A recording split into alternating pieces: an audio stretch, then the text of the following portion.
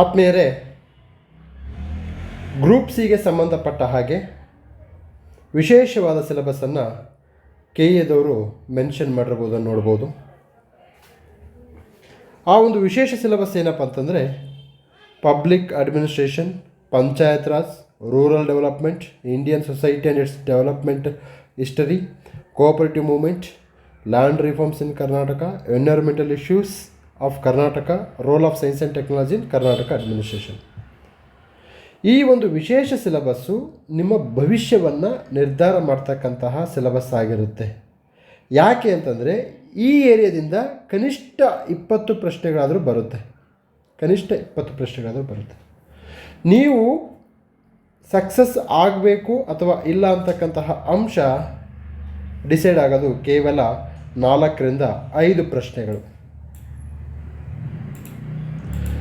ಈ ನಿಟ್ಟಿನಲ್ಲಿ ಈ ಒಂದು ಸಿಲೆಬಸ್ಸಿಗೆ ತಕ್ಕ ಹಾಗೆ ನೋಟ್ಸ್ ಒಂದು ಪುಸ್ತಕದ ಅವಶ್ಯಕತೆ ಇದೆ ಅಂತೇಳಿ ನಮಗೆ ಭಾವಿಸ್ತು. ಸೊ ಈ ನಿಟ್ಟಿನಲ್ಲಿ ನಮ್ಮ ತಂಡ ಈ ಒಂದು ವಿಶೇಷ ಸಿಲೆಬಸ್ಸಿಗೆ ಪುಸ್ತಕವನ್ನು ಮುಂದಿನ ವಾರದಲ್ಲಿ ಮಾರುಕಟ್ಟೆಗೆ ತರಲಿದೆ. ಇದು ಯಾವ ಆಧಾರವಾಗಿ ಇಟ್ಟುಕೊಂಡು ಪುಸ್ತಕ ತಯಾರಾಗಿದೆ ಅಂತಂದರೆ ಪ್ರೀವಿಯಸ್ ಇಯರ್ ಕ್ವಶನ್ ಪೇಪರ್ ಮತ್ತು ಹೈ ಯೀಲ್ಡಿಂಗ್ ಟಾಪಿಕ್ ಆಧಾರವಾಗಿಟ್ಟುಕೊಂಡು ನಾವು ಪುಸ್ತಕವನ್ನು ರಚನೆ ಮಾಡಿದ್ದೀವಿ. ಹೇಗೆ sir previous year question paper help ಮಾಡುತ್ತೆ ಅಂತ ಕೇಳಿದರೆ, KPSCಯ ವಿವಿಧ ಪ್ರಶ್ನೆ ಪತ್ರಿಕೆಗಳು, KEಯ ವಿವಿಧ ಪ್ರಶ್ನೆ ಪತ್ರಿಕೆಗಳನ್ನು ನೋಡಿದಾಗ ಯಾವ ಟಾಪಿಕ್ ಮೇಲೆ ಹೆಚ್ಚು ಫೋಕಸನ್ನು ಮಾಡಿದ್ದಾರೆ ಅನ್ನೋದನ್ನು ನಾವು ಫಸ್ಟು ಫೈಂಡ್ ಔಟ್ ಮಾಡ್ಕೊಂಡ್ವಿ.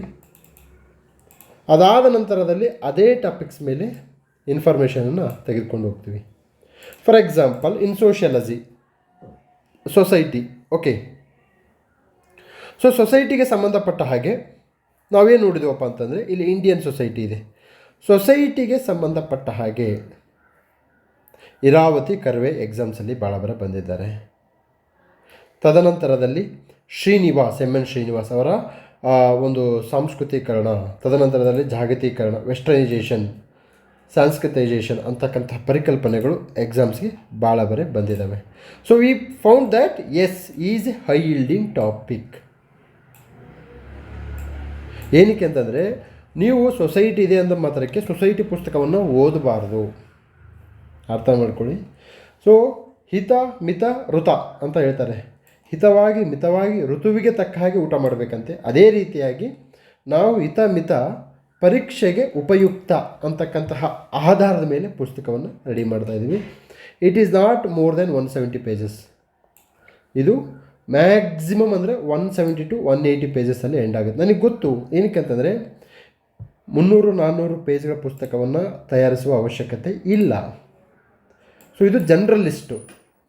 ತದನಂತರದಲ್ಲಿ ನಮಗೆ ಲ್ಯಾಂಡ್ ರಿಫಾರ್ಮ್ಸಲ್ಲಿ ಯಾವ ಆ್ಯಕ್ಟನ್ನು ಕೇಳ್ತಾರೆ, 1960ರ ದಶಕದ, 70ರ ದಶಕದ, 2020ರಲ್ಲಿ ಆದಂಥ ಅಮೆಂಡ್ಮೆಂಟನ್ನು ಯಾವ ಆ್ಯಂಗಲಿಂದ ಕೇಳ್ತಾರೆ, ಎಲ್ಲಿ ಕೇಳ್ತಾರೆ ಅಂತಕ್ಕಂಥ ಅಂಶವನ್ನು ಅಲ್ಲಿ ತುಂಬ ಸ್ಪಷ್ಟಪಡಿಸಿದ್ದೀವಿ.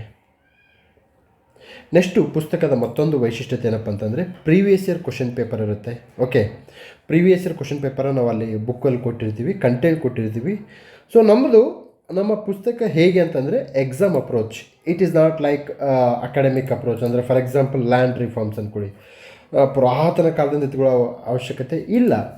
ನಮಗೆ ಕೇಳೋದು ಲ್ಯಾಂಡ್ ರಿಫಾರ್ಮ್ಸ್ ಅಂತಂದರೆ ಆ್ಯಕ್ಟ್ಗಳು ಕೇಳ್ತಾರೆ. Devaraj Urs is a high yielding topic. Okay, so Devaraj Urs ಅವ್ರನ್ನ ಪಕ್ಕ ಕೇಳ್ತಾರೆ, ಅದಕ್ಕೆ ದೇವರಾಜ್ ಅರಸು ಬಗ್ಗೆ ಕೊಟ್ಟಿರ್ತೀವಿ. ನೆಕ್ಸ್ಟು ಇನ್ನೂ ಒಂದು ಸ್ಪೆಷಾಲಿಟಿ ಹೇಳ್ತೀನಿ. ಏನಂತಂದರೆ ಈಗ ಫಾರ್ ಎಕ್ಸಾಂಪಲ್ ಎನ್ವೈರ್ಮೆಂಟಿಗೆ ಬರುತ್ತೆ ಅಂದ್ಕೊಳ್ಳಿ. ಸೊ ಎನ್ವೈರ್ಮೆಂಟ್ ಇದ್ದಾಗ ಏನಾಗುತ್ತೆ ಅಂತಂದರೆ ನಾವು ಕರ್ನಾಟಕದಲ್ಲಿ ಕಂಡುಬರುವ ವನ್ಯಜೀವಿ ಧಾಮಗಳು, ಪಕ್ಷಿಧಾಮಗಳನ್ನು ಹಾಕಿದ್ದೀವಿ. ಪಕ್ಷಿಧಾಮಗಳನ್ನು ಕೊಡಬೇಕಾದ್ರೆ ಸುಮಾರು ಪಕ್ಷಿಗಳನ್ನು ಕೊಟ್ಟಿದ್ದೀನಿ. ನಾನು ಅಲ್ಲಿ ಮೆನ್ಷನ್ ಮಾಡ್ತೀನಿ, ಈ ಪಕ್ಷಿಗಳು ಎಕ್ಸಾಮ್ಸ್ಗೆ ಅವಶ್ಯಕತೆ ಇಲ್ಲ, ನೆನಪಿಡಲು ಸಾಧ್ಯವಿಲ್ಲ ಅಂತ ಹೇಳ್ತೀನಿ. ಏನಕ್ಕೆ ಅಂದರೆ ಅದು ನನಗೂ ಓದಬೇಕಾದ್ರೂ ಸಾಧ್ಯವಾಗಿದ್ದರೆ ಅದು ಎಕ್ಸಾಮ್ಸ್ಗೂ ಬರಲ್ಲ. ಬಟ್ ಏನಂತಂದರೆ ಒಂದು ಇನ್ಫಾರ್ಮೇಷನ್ ಇರಲಿ ಅಂತ ಕೊಟ್ಟಿದ್ದೀವಿ ಹೊರತು ಅದು ನೀವು ಕಂಠಪಾಠ ಆಗಬೇಕು, ಅದನ್ನು ಓದಬೇಕು ಅಂತೇಳಿ ಕೊಟ್ಟಿಲ್ಲ. ಕಣ್ಣಾಡ್ಸ್ಕೊಂಡು ಹೋಗ್ತಾ ಇದ್ದೀವಿ. ಕಣ್ಣಾಡ್ಸೋಕ್ಕೇನು ತೊಂದರೆ ಇಲ್ಲ. That is the sure. ನೀವು ಕಣ್ಣಾಡ್ಸೋಕ್ಕೂ ನೀವು ಎಲಿಜಿಬಲ್ ಆಗಲ್ಲ ಅಂತಂದರೆ ನೀವು ಎಕ್ಸಾಮ್ಸ್ಗೆ ಪ್ರಿಪೇರ್ ಆಗೋ ಅವಶ್ಯಕತೆ ಇಲ್ಲ.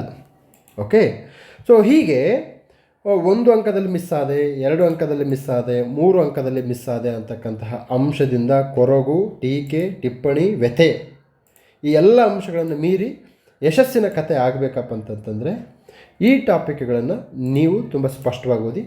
ನನಗೆ ಬಂದಿರುವ ಮಾಹಿತಿ ಪ್ರಕಾರ ಈ 8 ವಿಚಾರಗಳನ್ನು ಇಟ್ಟುಕೊಂಡು ಒಂದೇ ವೇದಿಕೆಯಲ್ಲಿ ಒಂದೇ ಪುಸ್ತಕದಲ್ಲಿ ಬಂದಿರತಕ್ಕಂತಹ ಪುಸ್ತಕ ಯಾವುದು ಇಲ್ಲ ಅಂತ ಕೇಳ್ಪಟ್ಟಿದ್ದೀನಿ.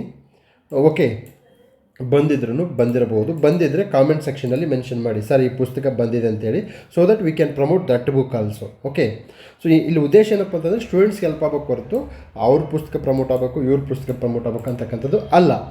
ಓಕೆ, ಸೊ ಇದಕ್ಕೆ ಸಂಬಂಧಪಟ್ಟ ಹಾಗೆ ನೀವು ಈ 2 ನಂಬರ್ಗೆ ಕಾಲ್ ಮಾಡಿ. ನೆಕ್ಸ್ಟ್ ವೀಕ್ ಅಂದರೆ ಬುಧವಾರದ ನಂತರ, ನೆಕ್ಸ್ಟ್ ಬರ್ತಕ್ಕಂತಹ ಬುಧವಾರದ ನಂತರ you will get your book copy. Okay, ಇದು ಪೇಪರ್ 1ಗೆ ಸಂಬಂಧಪಟ್ಟ ಹಾಗೆ, ವಿಶೇಷ ಸಿಲೆಬಸ್ಗೆ ಸಂಬಂಧಪಟ್ಟ ಹಾಗೆ ಇರ್ತಕ್ಕಂಥ ಪುಸ್ತಕ.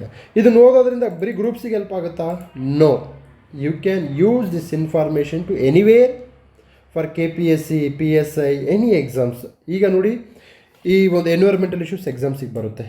ಓಕೆ, ಸೊ ನಾವು ಆಧುನಿಕ ತಂತ್ರಜ್ಞಾನವನ್ನು ಉಪಯೋಗಿಸಿಕೊಂಡು ಮತ್ತು ಪರೀಕ್ಷೆಯ ನಾಡಿಮಿಡಿತವನ್ನು ಅರ್ಥ ಮಾಡಿಕೊಂಡು ಬೇಕು ಬೇಡುಗಳನ್ನು ತಿಳಿದುಕೊಂಡು ಪುಸ್ತಕವನ್ನು ತಯಾರು ಮಾಡಿರ್ತಕ್ಕಂಥದ್ದು. ಸೀಮಿತ ಪೇಜು ಇರಬೇಕಂತಕ್ಕಂತಹ ನನ್ನ ಒಂದು ದೃಷ್ಟಿಗೆ ತಕ್ಕ ಹಾಗೆ ಪುಸ್ತಕ ಮೂಡಿ ಬಂದಿದೆ. ಮಾರುಕಟ್ಟೆಯಲ್ಲಿ ನೆಕ್ಸ್ಟ್ ವೀಕಲ್ಲಿ ಬರುತ್ತೆ. ಅಗೇನ್ ಇದ್ರ ಬಗ್ಗೆ ನಿಮಗೆ ಫುಲ್ಲು ಇಲ್ಲ ನನಗೆ ಗೊತ್ತಿದೆ ಸರ್, ಪಬ್ಲಿಕ್ ಅಡ್ಮಿನಿಸ್ಟ್ರೇಷನ್ನು, panchayat raj, rural development, exam ಆ್ಯಂಗಲಿಂದ ಹೇಗೆ ಓದಬೇಕಂತ ಗೊತ್ತಿದೆ ಅಂತಂದರೆ no need to buy book. ಅರ್ಥ ಮಾಡ್ಕೊಳ್ಳಿ, ಬುಕ್ ಬೈ ಮಾಡುವ ಅವಶ್ಯಕತೆ ಇಲ್ಲ. ನನಗೀಗ for example public administration JS Mill ಅವರು ಬರ್ತಾರೆ, ಉಪಯುಕ್ತವಾದ ಬರುತ್ತೆ. ಇವೆಲ್ಲ ಕೇಳಿರ್ತಕ್ಕಂಥ ಪ್ರಶ್ನೆಗಳು ನಾವೆಲ್ಲ ಕೇಳಿರೋದು, ಅವೆಲ್ಲ PYQಸಲ್ಲಿ ಬಂದಿರತಕ್ಕಂಥದ್ದನ್ನು ಅರ್ಥ ಮಾಡ್ಕೊಂಡು ನಾವು ಹೇಳ್ತಾ ಇದ್ದೀವಿ. ಪಬ್ಲಿಕ್ ಅಡ್ಮಿನಿಸ್ಟ್ರೇಷನಲ್ಲಿ new public management, new public administrations ಬಂದಿದೆ ಎಕ್ಸಾಮ್ಸ್ಗೆ. ಅವೆಲ್ಲ HYT. ಓಕೆ, ಇಂಡಿಯನ್ ವಿಲೇಜ್ ಅಂತ ಪುಸ್ತಕ ಬರೆದಿದ್ದಾರೆ. ಓಕೆ, ಟ್ರೈಬ್ಸ್ ಬಗ್ಗೆ ಅಧ್ಯಯನ ಒಬ್ಬರು ಮಾಡಿದ್ದಾರೆ. ಪಬ್ಲಿಕ್ ಅಡ್ಮಿನಿಸ್ಟ್ರೇಷನಲ್ಲಿ ಇದು ರೂಲ್ ಆಫ್ ಲಾ ಅಂತ ಕಾನ್ಸೆಪ್ಟ್ ಬರುತ್ತೆ, ಅದು ಎಕ್ಸಾಮ್ಸ್ HYT. ಇವನ್ನೆಲ್ಲ ಅಧ್ಯಯನ ಮಾಡಿ PYQಸನ್ನು ತೆಗೆದುಕೊಂಡು ಸುಮಾರು ಒಂದು 4-5 ಜನ ಟೀಮು ರೆಡಿ ಮಾಡಿರ್ತಕ್ಕಂತಹ ಒಂದು ಪುಸ್ತಕ. ನೋಡಿ, ದೊಡ್ಡ ಪುಸ್ತಕ ತಯಾರು ಮಾಡೋಕ್ಕೆ ತಲೆ ಉಪಯೋಗಿಸೋ ಅವಶ್ಯಕತೆ ಇಲ್ಲ, ಸಿಕ್ಕಿದ್ದೆಲ್ಲ ತರೋದು ಹಾಕೋದು. ಆದರೆ ಚಿಕ್ಕ ಪುಸ್ತಕ, ಕಾನ್ಸಂಟ್ರೇಟ್ ಪುಸ್ತಕ ಮಾಡಬೇಕಂದ್ರೆ ತುಂಬ ಎಫರ್ಟ್ ಬೇಕಾಗುತ್ತೆ, ಅರ್ಥ ಮಾಡ್ಕೊಳ್ಳಿ. ಓಕೆ, ಸೊ ಇದು ಈ ಪುಸ್ತಕಕ್ಕೆ ಸಂಬಂಧಪಟ್ಟಂತಹ ಒಂದು ವಿಚಾರ ಆಗಿರುತ್ತೆ. ಸೊ ಮುಂದಿನ ವೀಡಿಯೋದೊಂದಿಗೆ ಭೇಟಿಯಾಗೋಣ. ಅಲ್ಲಿಯವರೆಗೂ ನಮಸ್ಕಾರ.